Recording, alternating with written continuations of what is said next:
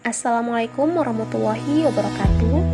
Perkenalkan, nama saya Eka Mariani Putri Merasabesi, Program Studi Pendidikan Agama Islam, Fakultas Tarbiyah dan Ilmu Keguruan, Institut Agama Islam Negeri Ternate, semester 6.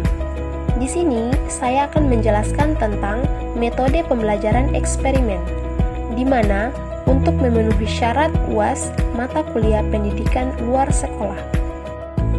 Metode eksperimen dapat dilakukan secara kelompok maupun individu di dalam laboratorium, di kelas, atau di luar kelas. Dan setiap kegiatan pembelajaran yang menggunakan metode eksperimen dilakukan secara sistemik dan sistematis, yaitu harus dimulai dari perencanaan, persiapan, pelaksanaan, dan kajian hasil. Lebih mendalamnya, siswa harus membuat laporan, kemudian disajikan di depan teman-teman yang lain. Laporan tersebut disajikan dasar untuk melihat beberapa jauh penerapan kemampuan berpikir siswa, kemampuan memberikan penjelasan, kemampuan berargumentasi, dan kemampuan menyimpulkan hasil eksperimen.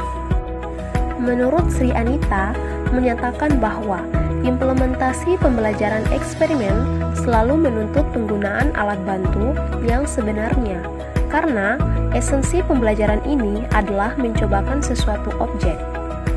Oleh karena itu, dalam prosesnya selalu mengutamakan aktivitas siswa sehingga peran guru cenderung lebih banyak sebagai pembimbing dan fasilitator.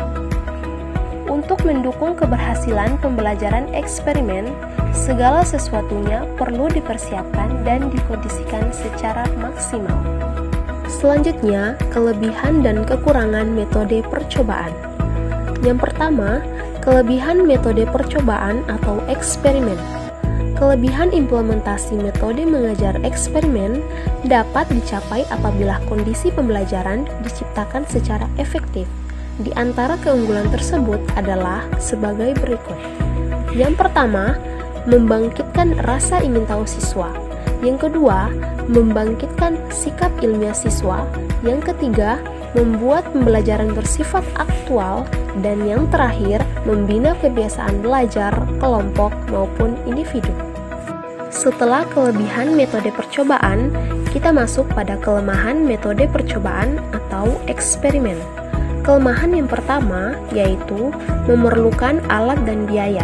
Yang kedua, memerlukan waktu yang relatif lama. Yang ketiga, sangat sedikit sekolah memiliki fasilitas eksperimen. Dan yang terakhir, guru dan siswa banyak yang belum terbiasa melakukan eksperimen.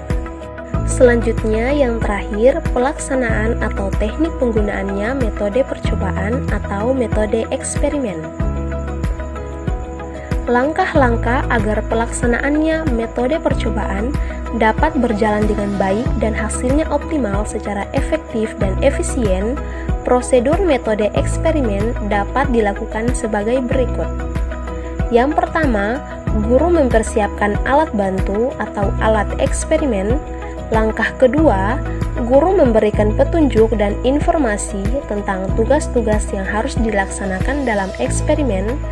Yang ketiga, pelaksanaan eksperimen dengan menggunakan lembaran kinerja atau pedoman eksperimen yang disusun secara sistematis sehingga siswa dalam pelaksanaannya tidak banyak mendapat kesulitan dalam membuat laporan. Yang keempat, penguatan perolehan temuan-temuan eksperimen dilakukan dengan diskusi, tanya jawab, dan tugas. Dan yang terakhir, yaitu kesimpulan, di mana siswa membuat kesimpulan dari pelaksanaan eksperimen dan kemudian didiskusikan secara bersama-sama dalam kelompok. Nah, terima kasih. Itu tadi penjelasan dari saya tentang metode pembelajaran eksperimen. Billahi taufiq wal hidayah. Wassalamualaikum warahmatullahi wabarakatuh.